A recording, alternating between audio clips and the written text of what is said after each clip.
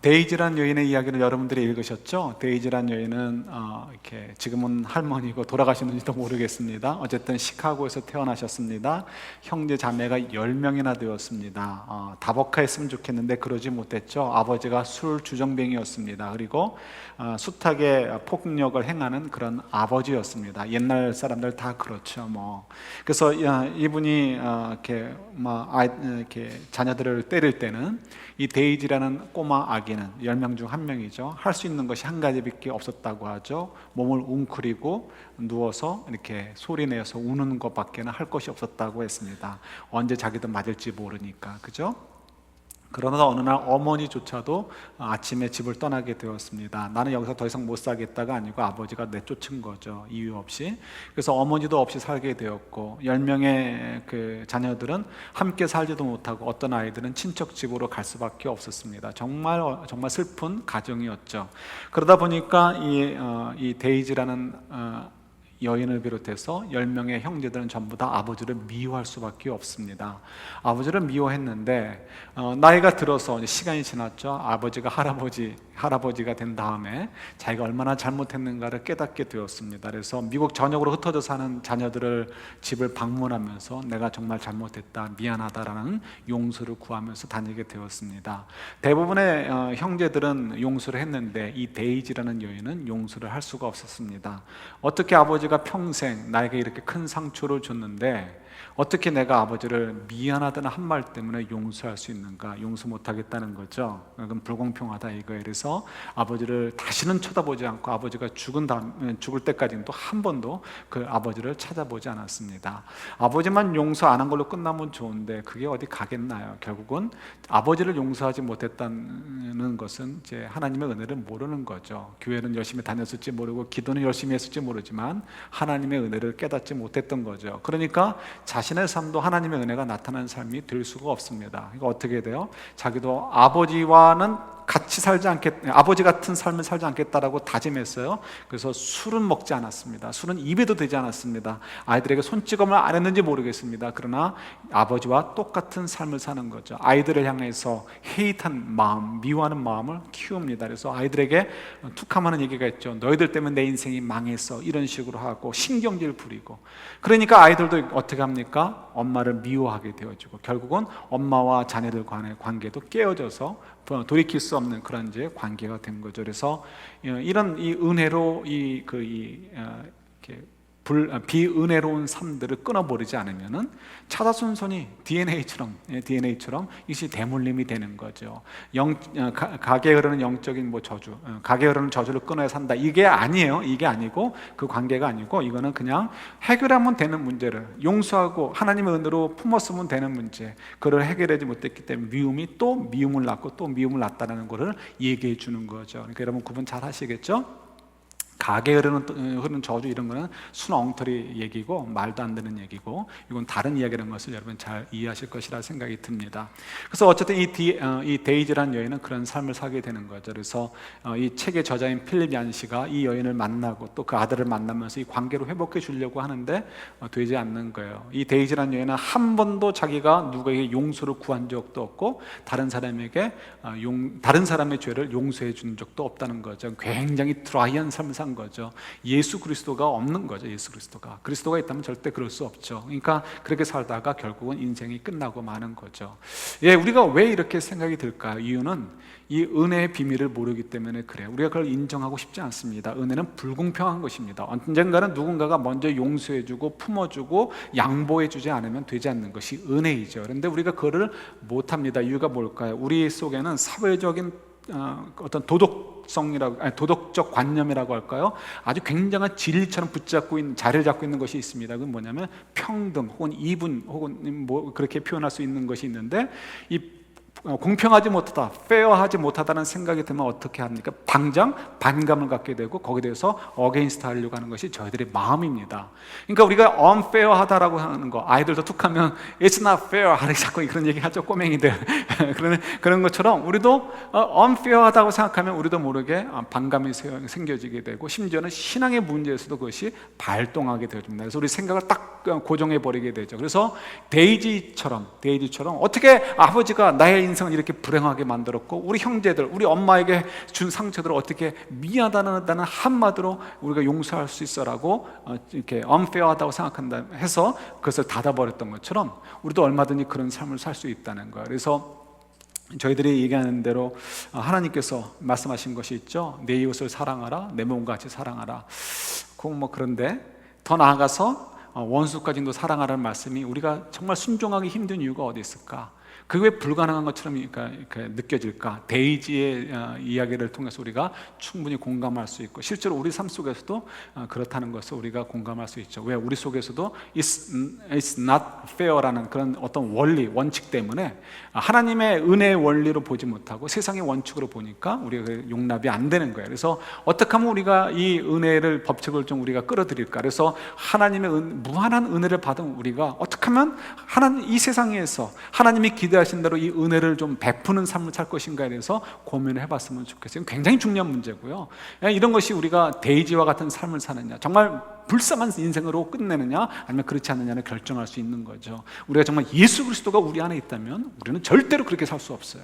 이거는 우리가 뭐 똑똑하고 우리가 뭘 깨달아서가 아니고 우리 속에 거하시는 성령의 능력이 있기 때문에 그래요. 그래서 우리가 이 비은혜의 이 세상 속에서 정말 교회들이 능력을 잃어가는 것이 이 은혜를 잃어갔기 때문에, 믿는 자들의 가정이 빛을 잃어가는 것이 왜요?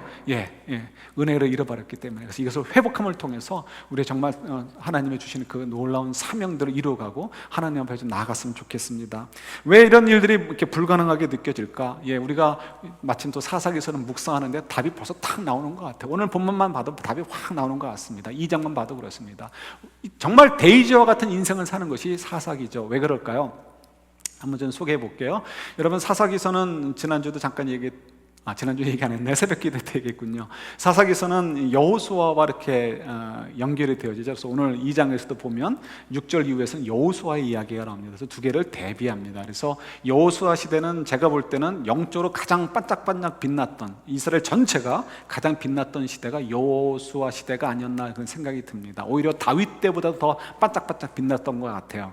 그러나 반면에 이 사사기 시대는 뭐 이스라엘이 영적 암흑기가 많았지만 그 중에서도 정말 통으로 암흑기였던 때가 사사기서가 아닐까 싶어요. 그래서 밝을 때와 어두울 때가 딱 이렇게 대비가 되는 거죠. 그래서 아주 더 분명하게 흑과 이렇게 명이 갈리는 것을 저희들이 보게 됩니다. 이 사사기서에 보면은 우리가 주목해 볼 부분이 있습니다. 1장에 보시면 이런 내용이 있습니다. 단어들이 있죠. 이스라엘 백성들이, 그러니까 지파들 나오는데, 어떤 지파가 이렇게 어느 땅에 있는 가나안 족속들을 다 내쫓지 못하였다는 말을 기록하고 있습니다. 이렇게 자꾸 반복을 해요. 특별히 27절 이후에는 그런 단어가 굉장히 많이 나옵니다. 그러니까 언뜻 생각하면 어떻습니까? 이스라엘 백성들이 가나안 땅을 정복하지 못한 이유는 무엇 때문에? 그들의 능력이 부족하기 때문에. 그러니까 당연한 것 같아요. 근데 2장에 가서 오늘 본문에만 봐도, 오늘 본문은 이제 잘 보셔야 돼요. 이런 내용이에요. 쉽게 얘기하면 하나님께서 내가 너희들에게 약속 다 지켜주지 않았느냐, 그 말씀하시죠. 약속 다 지켜줬다는 건 뭐예요? 땅 주겠다 해서 땅 주셨어요. 땅 주실 때 어떻게 줬어요? 이스라엘 백성들이 능력이 있어서 된 것이 아니고 그들이 하나님의 지시에 따라 순종하면 하나님께서 그 대적들을 하나님께서 물리쳐 주셔가지고 이기겠다는 거예요. 그래서 여호수아 시대 때는 정말 패배라는 것을 몰랐단 말이에요. 하나님께 순종하고 나가면 다 승리했단 말이에요. 증거가 있는 거죠. 내가 너희들에게 약속한 거 지켜주지 않았느냐 이거예요. 그런데 그 2절 3절 보면, 그런데 너희들은 어떻다고요? 너희들은 나와의 약속을 지키지 않았다는 거예요. 그 약속이 뭐냐면, 왜 땅들을 다 정복하지 않았고 왜 그 땅 속에 사는 가나안 사람들을 다 죽이거나 내쫓지 않았냐는 거예요. 이상하죠? 1장에서는 분명히 하지 못하였다, 영어로 굳이 표현한다면 could not, 그런 능력이 없었다는 거예요. 그래서 못 쫓았는데 2장에서는 갑자기 하나님께서 대놓고 너희들 왜 내쫓지 않았냐 이렇게 얘기를 해요. 하나님이 정말 우리 속사정도 모르고 왜 그렇게 얘기하실까, 이런 생각이 들 수 있습니다. 정말 그럴까요? 근데 정말 우리 1장 이렇게 나오는 그 단어, 동사를 보면 우리 한국말에는 하지 못하였다라고 해서 could not의 의미로 느껴집니다. 그런데 영어 성경을 보셔요. 영어 성경을 보시면 뭐 3 메이저 성경 이렇게 제가 이렇게 좀 이렇게 소개해 드렸는데, 킹 제임스 버전이나 NIV나 NASB 같은 성경을 보면 나머지 성경은 제가 확인 못 해봤어요. could not으로 번역하지 않고 did not으로 이렇게 번역을 해놓았습니다. 그 얘기는 뭐냐면 하지 않았다는 거예요. 하지 못하지가 않았고 전혀 다른 스토리가 되어지는 것입니다. 그럼에도 불구하고 우리는 한글 번역 성경처럼 하지 못했다라고 이해할 수도 있습니다. 왜냐하면 그런 많은 근거들이 있습니다. 제가 이제 여러분 나눠드린 건 적혀 있지 않지만 19절에 보면 이스라엘 백성들이, 유다 지파들이 이 평지에 있는 해변 쪽에 있는 땅들은 다 정복하지 못했다라고 얘기하면서 이유를 얘기합니다. 뭐가 있었다고요? 그쪽 땅에 사는 사람들은 탱크, 전차가 있었다는 거야. 그 옛날에 전차는 뭐야? 철병거죠. 그러니까 철병거가 있었기 때문에 그 땅을 정복하지 못한 것으로 기록이 되어 있습니다. 또 우리 28절에 보면 이제 요셉 지파죠. 그들이 강성해진 후에도 그 땅의 사람들을 다 내쫓지 않았고 어떻게 그들의 노예로 삼았다라고 기록한 것을 보게 됩니다. 그게 뭐냐면 그 전에는 강성하지 못해서 힘이 부족해서 그 땅의 사람들을 내쫓지 못했다라고 얘기하는 것과 마찬가지인 거죠. 쉬운 말로 얘기해서 분명히 그들의 능력이 부족했다는 것을 가르쳐 줘요. 1장에서 그걸 보여줍니다. 그러면 하나님께서 좀 더 밀어주고 서포트 해주지 못했으니까 미안하셔야 되는 거 아니에요? 그런데 오히려 2장에 와가지고 오늘 본문대로 보면 하나님이 이렇게 이 이스라엘 백성들을 향해서 너희도 왜 고거밖에 못했어라고 혼을 내시는 모습을 발견한단 말이에요. 이때 우리는 어떻게 해요? It's not fair 하고 하면서 이제 우리가 불평할 수 있죠. 정말 그럴까요? 그렇지 않죠. 왜 하나님께서 그렇게 말씀하시는가? 6절 이후에 여호수아 시대 이야기를 기록했다 놨다고 말씀을 드렸죠. 그때와 지금 이 사사 시대에 한번 다른 점이 뭔가를 비교해 보는 거예요. 뭐가 다를까요? 군대 수가 줄었을까요? 무기가 없어졌을까요? 아니면 인구수가 줄었을까요? 그에 대해서 일절 언급이 없습니다. 그런데 여호수아 시대에는 하나님 말씀대로 순종해서 땅을 막 정복해 갔어요. 그런데 사사시대에 이르러서는 정복해 가기는커녕 도망 다니기 시작을 해요. 차이는 어디 있습니까? 차이는 한 가지가 줄었어요. 뭐가 줄었습니까? 하나님을 아는 사람들이 줄어버린 거예요. 하나님을 아는 사람이 줄어버렸어요. 하나님을 안다라는 거, 이스라엘 백성들이 하나님을 몰랐겠습니까? 우리가 누누이 얘기하지만 성경에서 얘기하는 안다라는 것은 히브리 말로 야다. 그래서 우리 전에 곰 얘기 드렸죠. 이렇게 곰 팍에서 누구나 무수할 수 있는 곰이지만 20대 초반의 아가씨가 차에서 내려서 곰 이렇게 때리면서 이렇게 절로 가 해도 곰이 어떻다고요? 순종하고 이렇게 그 20대 아가씨가 말하는 대로 움직인단 말이에요. 왜요? 베이비 때부터 키웠기 때문에. 그럴 때 안다라고 얘기하는 거예요. 우리가 곰에 대해서는 알지만 우리가 그렇다고 차에서 내려서 그 곰과 접촉을 하려고 하면 어떻게 돼요? 곰에게 찢기게 되는 거죠. 마찬가지예요. 이스라엘 백성들이 하나님을 알아요. 그러나 그 아는 것은 그냥 know예요. 그냥 아는 거예요. 그냥 know about something인 거예요. 그러나 지금 이 성경에서 얘기하는 하나님을 안다라는 것은 그것이 아니고 하나님이 정말 이 20대 아가씨와 이 곰이 서로 아는 것처럼, 그 곰은 인격이 없지만 인격적으로 아는 것처럼 우리도 주님과 저희의 관계가 인격적으로 아는 관계를 얘기하는 거예요. 인격적으로 알 때 어떻게 하나님 말씀에 순종할 수 있고 하나님을 경외할 수 있고 하나님을 사랑할 수가 있는 거죠. 그래서 그렇게 됐어야 되는데 이스라엘 백성들이 사사시대는 그런 숫자가 드라마틱하게 아주 그냥 굉장한 이렇게 차이로 줄어들었다는 거예요. 그래서 아예 성경에서는 하나님을 아는 사람이 없다라고 할 정도로 이렇게 표현하고 있는 거예요. 그러니까 얼마나 좋아요, 여러분들. 하나님을 안다는 것이 사사시대 통틀어 가지고 정말 하나님을 아는 사람이 없다라고 얘기할 정도로 그렇게 정말 수가 줄었었는데, 모르겠어요. 우리 가운데 얼마나 알곡으로 가득 찼는지 모르지만 적어도 저와 여러분들 어떻게 하나님을 아는 거죠. 굉장히 희귀한 족속들인 거예요, 저와 여러분들은. 그죠? 그런 존재들이라는 거예요. 자, 어쨌든 간에 그 사사시대에 그렇게 하나님을 아는 사람이 없어지니까 하나님을 생각하지 않는 거예요. 하나님을 생각하지 않으니까 눈에 앞에 보이는 것이 두려워집니다. 적들이 무서워지고요, 앞에 놓여있는 과제들이 너무 힘들어 보입니다. 그래서 도망가기 시작하고 하나님께서 인도하시는 것에 불순종하기 시작하고 하나님께서 요구하시는 말씀을 거부하는 사태가 벌어지게 되는 거죠. 그래서 점점 하나님과의 관계가 멀어지게 되니까 하나님을 잃어가게 되는 것, 그래서 이 사사기 시대 전체가 아주 영적인 암흑기로 떨어지게 되는 것을 보게 됩니다. 그래서 우리가 이 하나님을 안다는 것이 얼마나 중요한 것인가를 또 다시 살펴보게 되기도 합니다. 그러니까 하나님을 생각하지 못하고 하나님의 약속이 어떻게 성취되는 것, 또 아브라함 때부터 자기들의 조상 때부터 하나님이 어떻게 그들을 인도해 주는가를 생각하지 못하니까 눈앞에 보이는 대로 살 수밖에 없고요. 눈앞에 보이는 대로 살다 보니까 그 식으로 하나님을 생각하게 되고, 그렇게 되니까 하나님과의 관계가 실질적으로 멀어질 수밖에 없는 것, 그리고 하나님을 실질적으로는 잃어가게 돼버린다는 것을 우리 사사기들을 통해서 볼 수 있게 되는 거죠. 데이지하고 똑같은 거예요. 하나님을 생각하지 못하고 하나님의 은혜를 생각하지 못하니까 하나님의 약속이 이루어지는 것들을 보지 못하고 하나님이 어떻게 나와 함께 하시는가를 인정하지 않으려고 하니까 점점 하나님과 멀어지게 되고 결국은 정말 불행한 인생을 살 수밖에 없는 거죠. 그래서 오늘 본문 1절에 보면 뭐라고 합니까? 복임이라고 하죠. 복임이라고 그 땅을 그러니까 이름을 했는데 왜 복임입니까? 복임은 우는 땅이라는 거예요. 우는 곳이라는 거예요. 운다는 거예요. 운다는 것. 하나님께서 축복해 주신 땅의 이름이 어떻게 복임이 되어집니까? 참 아주 불행한 사태가 벌어진 거죠. 우리의 인생도 하나님 주신 너무 놀라운 축복의 땅입니다. 가나안 땅이에요, 여러분들. 저희들의 인생은. 근데 우리가 만약 하나님을 알지 못하고, 그래서 하나님을 인정하지 못하고 하나님을 경외하지 않는 삶을 살게 된다면, 그 은혜를 알아서 그 은혜를 베푸는 삶을 살지 못하면 우리 인생이 뭐가 되는 거예요? 축복의 땅이지만 복임이 된단 말이에요. 우는 땅이 되어버리고 우리 인생은 그렇게 끝날 수밖에 없다는 것을 기억하셔야 돼요. 그래서 우리가 은혜를 베푼다는 것은 옵션이 아니에요. 우리가 좀 더 이렇게 뭐라 해야 될까요? 연어로서 한다고 해야 될까요? 좀 이런 게 아니고요. 우리 생명이 있느냐 없느냐 그걸 표현해주는 중요한 원칙이기도 합니다. 그래서 우리가 이걸 잘 이해를 하셔야 돼요. 그럼 어떻게 하면 우리가 그런 삶을 살 수 있을 것인가? 우리 한번 좀 생각을 해봤으면 좋겠습니다. 그래서 여러분 이렇게 사도 바울의 이야기를 좀 나눴으면 좋겠어요. 우리가 계속해서 사도행전을 묵상하기 있기 때문에 좀 더 이해하기가 쉬울 것 같아요. 여러분 정말 하나님의 은혜인 것 같아요. 이런 그 말씀을 우리에게 주시는 것들이 얼마나 감사한지. 우리 사도행전 21장 이후에는 누구 얘기가 다죠? 사실상 드라마로 찍는다면 제작비가 별로 안 들을 것 같아요. 왜요? 주인공이 한 명밖에 안 남아요. 누구예요? 사도 바울이에요. 나머지는 다 그냥 지나가는 사람들, 행인 1, 2, 3 같은 존재들이 지나지 않습니다.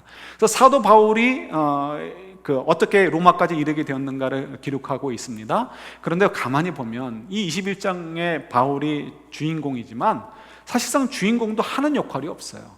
그는 그냥 이 붙잡힌 신세가 돼가지고요, 할 수 있는 게 없어요. 그냥 끌려가는 거예요. 끌려가는 거.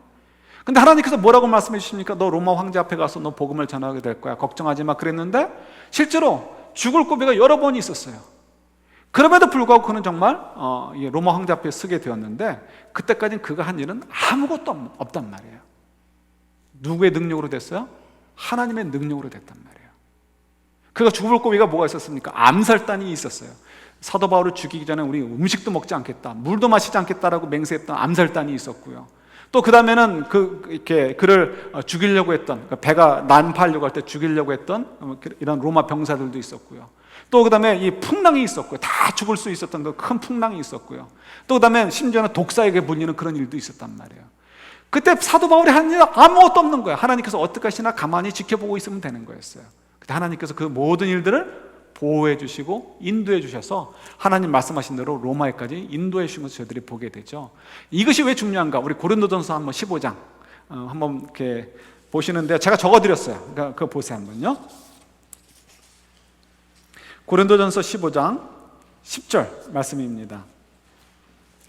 표준 세번적으로 한번 적어드렸는데 고린도 교회에 보낸 자기의 이야기죠. 한번 같이 읽어보겠습니다. 같이 있습니다. 그러나 나는 하나님의 은혜로 오늘의 내가 되었습니다. 나에게 베푸신 하나님의 은혜는 헛되지 않았습니다. 나는 사도들 어느 누구보다도 더 많이 수고하였습니다. 그러나 내가 이렇게 한 것이 아니라 내가 늘 입고 있는 하나님의 은혜가 한 것입니다. 뭐요? 지금 고린도 교회 성도들에게 바울이 얘기하는 거예요. 자기 좀 쇼업하려고 한 게 아니고요.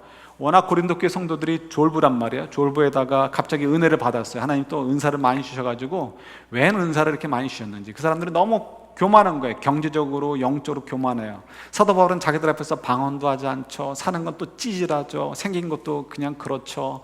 그러니까 업신여긴단 말이에요. 그래서 리더십이 굉장히 흔들렸어요. 그래서 사도 바울이 평소와 다르게 내가 이제 좀 자랑하겠다 그러면서 사도들 가운데서 어느 사도들, 너희들이 그 좋아하는 베드로든 요한이든 뭐 어느 사도들보다 내가 더 수고했다 이렇게 얘기합니다. 이건 자기가 얼마나 수고 많았다 이게 자랑하고 싶은 게 아니고 리더십을 세우기 위해서 어쩔 수 없이 얘기하는 거예요. 그러면서 그런데 내가 지금 이렇게 되어 있는 건, 내가 수고한 것은 내 능력으로 한 것이 아니고 하나님께서 다 하신 거고 난 그냥 따라간 것에 지나지 않아 라고 고백하는 거예요.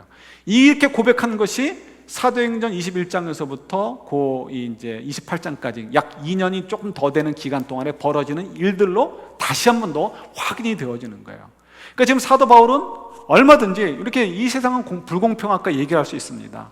내가 하나님을 위해서 이렇게 헌신하는데 적어도 남들보다는 못하게 더 잘해주지 않더라도 남들과는 비슷하게 해줘야 되는 거 아닙니까? 우리들도 그럴 수 있어요.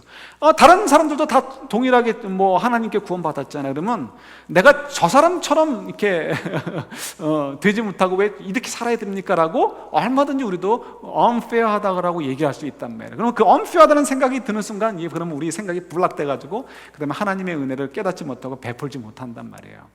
근데 사도 바울은 어떻게 이 문제를 해결할 수 있었을까? 왜 똑같은 사도인데 나는 왜 와이프를 데리고 다니지 않고 결혼도 하지 않고 왜 다른 사람들처럼 헌금을 마음껏 사용하면서 살지 않았을까? 그런 얼마든지 그 불평이 있을 수 있어요. 왜 난 다른 사람보다 더 죽을 고비를 넘겨야 되고 더 많은 사람들로부터 욕을 받아야 되고 더 많은 사람들로부터 정말 미워함을 받아야 되는가? 불평할 수 있단 말이에요. 그것이 최소한 2년 동안 21장부터 기록되어 있는 내용이에요. 그럼 사도 바울의 마음은 어땠을까 한번 보는 거예요. 사도 바울이 정말 고린도전서 15장에 한 이야기가 21장에서 자기가 이 이후에 실제로 경험함을 통해서 어떻게 열매를 맺어졌는가를 볼 수 있는 것, 아주 중요한 또 책이 있죠. 빌립보서예요. 빌립보서를 옥중서신이라고 합니다. 바로 로마로 가서 교도소에 갇힌 상태에서 기록한 것이 빌립보서예요. 빌립보서에 보면 그가 아주 강조하는 단어가 있죠. 반복하는 단어가 있어요. 뭐가 있죠? 가라, 기뻐하라, 기쁨이에요. 내가 기뻐하니 너희도 기뻐하라고 그렇게 얘기를 합니다. 교도소에 갇혀있는 바울이 내가 기뻐하니 너희도 기뻐하라는 거예요. 왜 기뻐할까요? 난 이렇게 고생하고 있지만 가만히 보니까 하나님이 정말 계시는 거예요. 그리고 그 하나님이 얼마나 능력이 있으신 분이신지 큰 풍랑조차도 하나님의 능력을 이길 수 없다는 것을 확인할 수 있었던 거예요.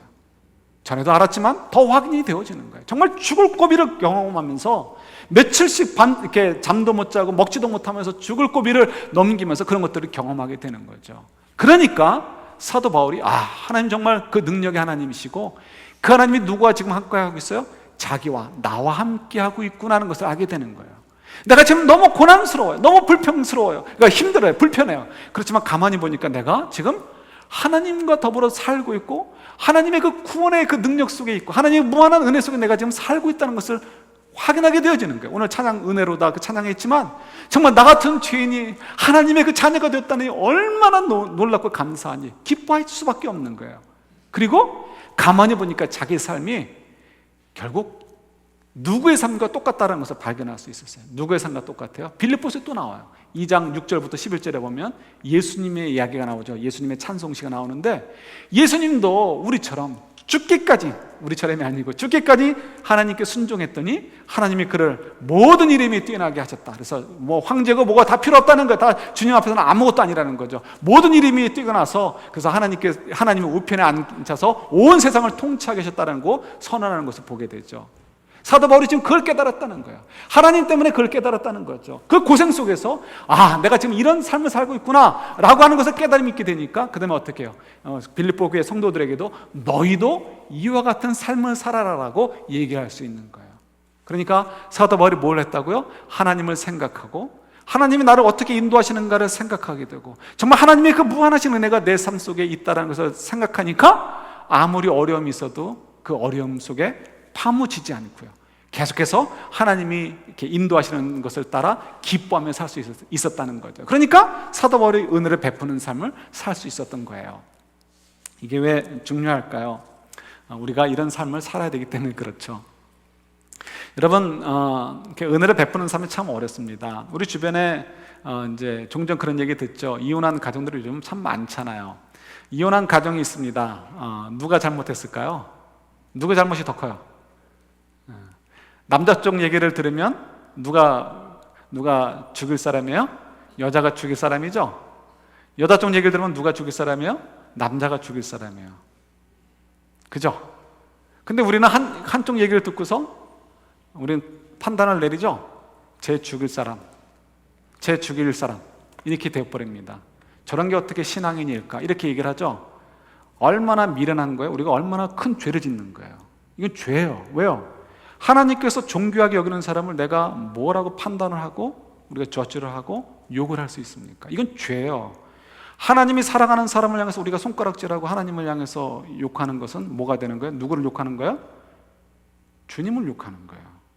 그래서 우리가 전에도 오래전에 얘기했었지만 우리 그런 얘기 많았잖아요. 뭐 목사한테 뭐 이제 나쁜 짓 하면 하나님이 벌 주신다. 틀려요? 맞아요?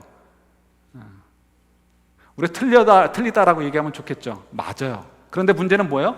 목사한테만이 아니고 목사만이 아니라 누구한테? 하나님의 백성들에게 나쁜 짓을 하거나 손가락질하거나 하면 어떻게 된다고? 욕하거나 하면 누구를 욕하는 거라고요? 하나님을 욕하는 거예요. 그 사람의 주인이신 부모님이신 하나님 예수님을 욕하는 것이 되는 거예요. 그러니까 어떻게 된 것이? 하나님께 벌받을 일이 되는 거예요. 그래서 이 정말 우리가 다른 사람들을 판단하는 것을 굉장히 조심하셔야 돼요. 그럼에도 불구하고 우리는 여전히 내가 똑똑해요. 내가 정말 너무 판단을 잘하는 것 같아. 그래서 막 이게 함부로 우리가 이 도마 위에 올려고 하는데 우리 참 조심하셔야 돼요. 왜요? 우리 솔직하게 고백해야 돼요. 우리는 몰라요. 우리 아내, 남편 정말 나쁜 짓 한 것 같아요. 근데 사실은 남편과 아내가 충분히 설명하지 못한 부분들이 너무나 많이 있습니다. 근데 우리는 급해가지고 내가 너 때문에 얼마나 내 인생이 이렇게 됐는지 않느냐라고 마음껏 손가락질하는 거예요. 마음껏 상처를 주는 거예요. 이유는 뭐 때문에? 내가 올바른 판단력이 있어서가 아니라 내가 지금 사단에게 넘어갔기 때문에 그런 거예요. 내가 주님 안에 있다면, 내가 정말 그 마태복음 18장에 나왔던 왕과 그 신하의 비유처럼 내가 왕으로부터 얼마나 큰 빛을 탕감받았다는 것을 생각한다면, 그래서 하나님께로부터 내가 얼마나 큰 죄의 용서를 받은 것을 안다면, 내가 어떻게 다른 사람, 심지어는 내 아내나 남편에게조차 내가 너 때문에 어떻게 사는 이런 인생을 사는지 알아라고 얘기할 수 있겠어요. 근데 우리가 이렇게 감히 얘기할 수 있는 이유는 뭐라고요? 우리가 아직 예수님을 잘 모르기 때문에 그래요. 우리가 아직도 그 은혜를 잘 모르기 때문에 그래요. 그죠? 그래서 우리가 정말 진짜 신앙의 삶을 살아야 돼요. 진짜 신앙의 삶. 이것이 필요한 시대에 우리가 살고 있습니다.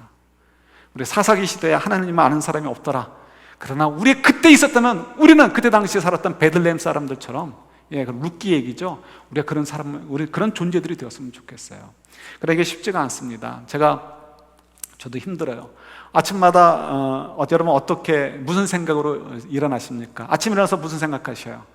주로 오늘 뭐 해야 될까 이런 생각들 많이 하시죠. 예, 그런 생각이 필요하십니다. 그래서 그런 생각이 들 때 기도하시죠. 하나님, 내가 오늘 이거 해야 되는데 하나님 도와주세요. 이렇게 기도합니다. 이런 기도는 뭐라고요? 빵점. 그런 기도는 할 필요도 없어요. 그게 아니고 어떻게 해요? 예, 제가 아주 흥분해서 얘기하는데 흥분해서 얘기하고 싶어요. 바꿔야 돼요. 하나님, 이런 일들을 주께서 주셨는데 제가 어떻게 하기를 원하십니까? 물으셔야 되는, 그게 기도인 거예요. 그때 하나님 말씀이 기억나게 하시고 또 아이디어가 떠오르게 하셔가지고 뭐 말씀과 기도와 환경과 이렇게 교회를 통해서 알려주시는 거죠. 그러면 그 말씀을 묵상하시면, 아, 하나님 이런 일들을 저에게 맡겨주셨는데, 아, 내가 이런 일들을 이렇게 하기를 원하시는군요. 제가 순종할 수 있도록 도와주시고 제가 순종할 테니까 하나님 도와주세요 하는 것이 기도란 말이에요. 그죠? 이게 기도라요. 이게 기도인 거예요. 더 먼저 해야 될 게 있어요. 뭐 해야 될까요? 우리가 아침에 일어나면 대부분이 피곤하십니다. 육체도 힘들 뿐만 아니라 감정적으로도 깨끗이가 않아요. 늘 언제나 기쁠 수만은 없잖아요. 그리고 걱정거리가 있어요. 그때 그 상태로 시작을 하게 되면 당장 어떻게 됩니까? 아내나 남편이나 아이들에게 나오는 얘기가 좋을 수가 없고 보여주는 표정이 좋을 수가 없어요. 그리고는 그렇게 사니까 하루 종일 은혜를 베푸는 인생이 안 되는 거예요. 그래서 첫 번째 해야 될 게 뭐가 있을까요? 아침에 일어나면 해야 될 거, 먼저 하나님을 생각하는 거예요. 하나님이 어떤 분이실까? 우리가 아는 대로 그 하나님을 회복해보는 거예요. 밤새 잊었던, 덮어놨던 하나님이라는 생각을 하는 거예요. 그게 우리가 매일 하면 좀 시간이 좀 짧아지겠지만 사실은 그게 1초, 2초에 될 게 아니고 한 몇 분은 걸리는 일입니다. 그러나 묵상하는 거예요. 그리고 또 가만히 앉아가지고 하나님의 그 무한하신 은혜, 정말 내가 하나님의 무한하신 은혜 속에 살고 있는가 아닌가를 다시 한번 또 확인해 보는 거예요. 그리고 하나님이 어저께도 어떻게 인도해 주셨는가 또 생각해 보고, 그리고 정말 하나님이 정말 하나님 그 말씀대로 인도해 주시는 것을 생각해 보는 거예요. 그러면 그 다음에 어떻게 되죠? 그 다음에 오늘 이제 기도하는 거예요. 기도할 때 이런 일들을 해야 되는데 하나님 어떻게 할까요? 그때 하나님 보여주시죠. 이렇게 하는 게 좋을 것 같아요. 하나님, 제 능력으로는 할 수 없어요. 제가 어떻게 불공평하게 저 사람을 용서해 줄 수가 있습니까? 어떻게 저 사람을 품어줄 수가 있습니까? 어떻게 우리를 가져갈 때 심리를 갈 수가 있습니까? 그때 뭘 생각했다고요? 우리 하나님은 어떤 분이신지, 우리 하나님이 얼마나 그 무한하신 은혜로 나를 인도해 주시는지, 나와 삶 속에서 하나님이 어떻게 함께 하셨는지를 생각했단 말이에요. 그러니까 그 생각이 어떻게 워킹이 되는 거죠. 내 생각으로는 오리 가자고 할 때 무슨 오리 심리야, 어떻게 네가 나한테 오리를 가자고 그래, 이렇게 얘기할 수 있는 상황에서 어떻게 저 사람을 안소리라는 한마디로 용서해 줄 수 있습니까? 라는 마음이 들 때 어떻게 해요? 하나님이 그 하나님이시니까 내가 저 사람 판단하지 않고 하나님께 맡겨드리자. 판단은 하나님께 맡겨드리고 나는 그저 저 사람을 용서하고 품어주고 사랑해주고 서포트해주고 축복해주기 위해서 그저 순종하고 나아가고자라는 생각으로 변하게 되는 거죠. 이것이 믿는 자의 능력이고 이것이 믿는 자의 삶인 것입니다. 여러분, 이런 삶이 우리에게 주어진 거예요. 이 놀라운 복된 삶. 우리가 힘들어요. 그러나 사도 바울처럼 어느 순간 우리를 돌아보니까 우리가 지금 하나님과 함께하고 있어요. 하나님의 영광의 자리에 우리가 이르고 있어요. 그 무한하신 하나님의 그 능력 속에 우리가 살고 있어요. 이 하나님을 선포할 수 있어요. 이럴 때 우리가 그 하나님의 은혜를 확인하게 되어지고 그 은혜를 나눌 수 있어요. 부부 간의 관계가 바꿔지기 시작합니다. 자녀와의 관계가 회복되기 시작해요. 바뀌어지기 시작해요. 성도들 간의 관계가 회복되어지고 바뀌어지기 시작해요. 그리고 사회 속에서, 그리고 땅끝까지 이 놀라운 하나님의 은혜를 어떻게 우리가 선포하고 나눌 수 있게 되는 거예요. 여러분들이, 바로 여러분들이 그런 존귀한 존재들인 거예요. 여러분들이 이 시대를 사는 4사기 시대에 아주 정말 하나님을 아는 사람들이 없는 시대에, 그래도 하나님을 아는 사람 소수가 되어서 그래도 꺼지지 않는 불꽃처럼 이 세상을 밝힐 수 있는 것이 누구라고요? 저와 여러분들이라는 거예요. 이 한 주간도 여러분 좀 생각하면서 삽시다. 뭐래요? 아침부터 일어나서 하나님이 어떤 분인가? 이거 안 하니까 안 되겠더라고요. 제가 2주 정도 이렇게 실습을 해봤는데 안 돼요. 그래서 하나님이 어떤 분인가 생각해보고 내가 정말 하나님의 무한하신 은혜 속에 살고 있는가 생각하는 거예요. 이건 며칠 지나면요, 집중해서 생각하면 몇 분이면 끝납니다. 그러나 하시게 돼요. 하시고 그 다음에 기도하는 거예요. 그럴 때 이거 할 테니까 하나님 도와주세요, 이런 허무맹랑한 기도가 아니고요, 하나님 이런 일들 할 때 하나님 어떻게 하기를 원하십니까? 주의 뜻을 알려주세요라고 기도하게 되어지고, 그때 하나님 보여주신 것을 따라 하나님 나 이렇게 순종하겠습니다, 이러니 하나님 도와주실 것을 믿습니다라고, 이럴 때 믿습니다라고 기도할 수 있게 되는 거예요.